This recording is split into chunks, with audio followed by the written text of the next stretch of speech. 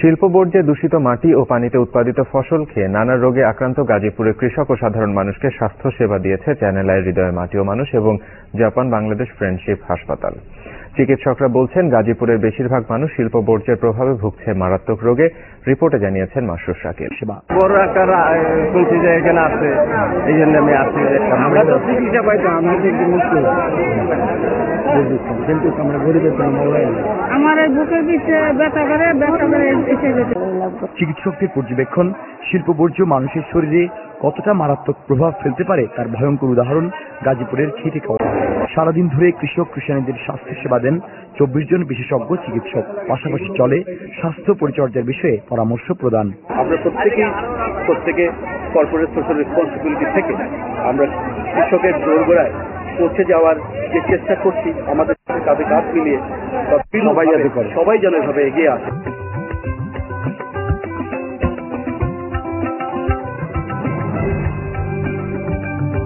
এই আয়োজনের সাথে যিনি সম্পৃক্ত রয়েছেন সে জাপান বাংলাদেশ ফ্রেন্ডশিপ হসপিটালের ম্যানেজিং ডিরেক্টর, ব্যবস্থাপনা পরিচালক। তার সাথে কথা বলবো যে কিসের তাগিদে আসলে এ ধরনের আয়োজনের ফিল করলেন যে করা উচিত।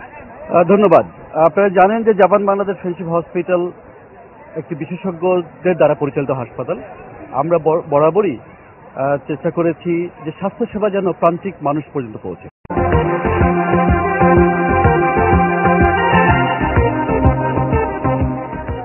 দর্শক, ঠিক এই মুহূর্তে আমি আছি জাপান বাংলাদেশ ফ্রেন্ডশিপ হসপিটালে, যেটা জিগাতলায় অবস্থিত। কথা বলবো ডক্টর মিজানুর রহমান স্যারের সাথে। তিনি কি জানাতে চান আমাদেরকে এই ব্যাপারে সচেতনতা সম্পর্কে? জি, ধন্যবাদ।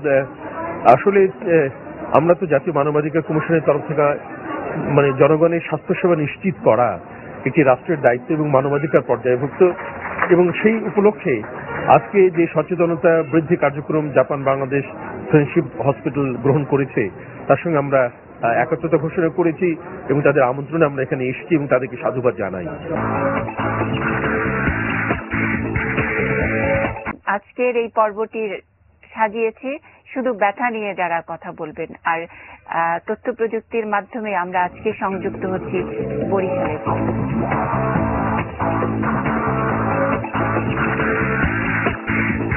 বরিশালের নথুল্লাবাদ এলাকায় আছেন আমাদের সহকর্মীরা আছেন, এবং তার সঙ্গে আমাকে সহযোগিতা করার জন্য আছেন ডক্টর ফিরোজ কাদের সুমন। উনি অপেক্ষা করছেন আমাদের জন্য।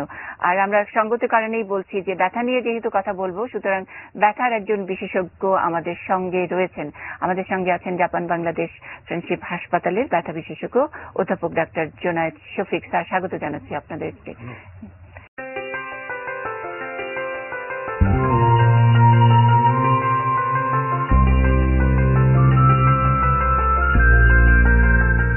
চিকিৎসা সেবায় বাংলাদেশ এবং এই দেশের অগণিত মানুষ এখনো বঞ্চিত। চিকিৎসা প্রযুক্তি, উন্নত চিকিৎসা ব্যবস্থার কোনো কমতি বাংলাদেশে রয়েছে তা নয়, কিন্তু চিকিৎসা সেবার প্রধান স্তম্ভ আন্তরিকতা, সেবা প্রদানে আত্মনিয়োগ এবং সর্বোপরি রোগীর পাশে গিয়ে চিকিৎসকের দাঁড়ানোর প্রবণতার অভাব সবসময়ই ছিল। আর এসব কারণে দেশের বহু মানুষ চিকিৎসার পর্যাপ্ত সুবিধা থাকা সত্ত্বেও এখনো বঞ্চিত। চিকিৎসা সেবায় ভিন্ন এক নজির গড়ার প্রত্যয়ে 1993 সালে প্রতিষ্ঠিত হয় জাপান বাংলাদেশ ফ্রেন্ডশিপ হাসপাতাল। তারপর পার হয়ে গেছে 15টি বছর। জাপান বাংলাদেশ ফ্রেন্ডশিপ হাসপাতাল শুধুমাত্র শহরে বসে থেকেই চিকিৎসা করেনি, বরং জেলায় জেলায় তাদের সাধ্য অনুযায়ী চালিয়েছে ক্যাম্পিং কার্যক্রম, যেখানে ছিল জরুরি চিকিৎসা, বিনামূল্যে ঔষধ বিতরণ, রক্ত পরীক্ষা এবং নার্সিং সেবা। 2006 সালে জাপান বাংলাদেশ ফ্রেন্ডশিপ হাসপাতাল আরও বড় পরিসরে চিকিৎসা সেবা পৌঁছে দেবার লক্ষ্যে ধানমন্ডির ঝিকাতলায় একটি শাখা খোলে। পরবর্তীতে প্রলয়ঙ্করী ঘূর্ণিঝড় সিডরে দেশের দুর্গত এবং মারাত্মকভাবে ক্ষতিগ্রস্ত মানুষদের পাশে গিয়ে দাঁড়ায় জাপান বাংলাদেশ ফ্রেন্ডশিপ হাসপাতাল।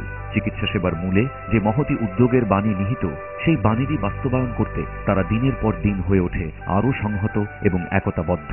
2008 সালের 20 জানুয়ারি থেকে কুমিল্লার অলির বাজার থেকে শুরু হয় জাপান বাংলাদেশ ফ্রেন্ডশিপ হসপিটালের কৃষকের স্বাস্থ্যসেবা।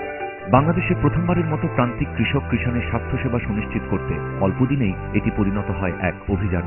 পরবর্তীতে ময়মনসিংহ, টাঙ্গাইল, নরসিংদী, মুন্সিগঞ্জ, সিরাজগঞ্জ, নারায়ণগঞ্জ, গাজীপুর, চাঁদপুর, নাগরপুর, গজারিয়া, চন্দনাইশ, নাটোর সহ বিভিন্ন এলাকায় চলেছে এই কার্যক্রম। দেশের খ্যাতনামা বিশেষজ্ঞ চিকিৎসকরা সবসময় ছিলেন এ কার্যক্রমে নিরন্তর স্বাস্থ্যসেবায়। এর সঙ্গে ছিল সর্বাধুনিক প্রযুক্তি টেলিভিডিও কনফারেন্সের মাধ্যমে স্বাস্থ্যসেবা প্রদান, এমনকি বিনামূল্যে বিভিন্ন পরীক্ষা নিরীক্ষা এবং কৃষককে সচেতন করে তোলার উদ্যম এখন দেশের বহু ফজিলত খাতুনের সুস্থ জীবনে ফিরে আসার প্রধান নিয়ামক, যাদের স্বস্তির নিঃশ্বাস জাপান বাংলাদেশ ফ্রেন্ডশিপ হাসপাতালের প্রাণের স্পন্দন।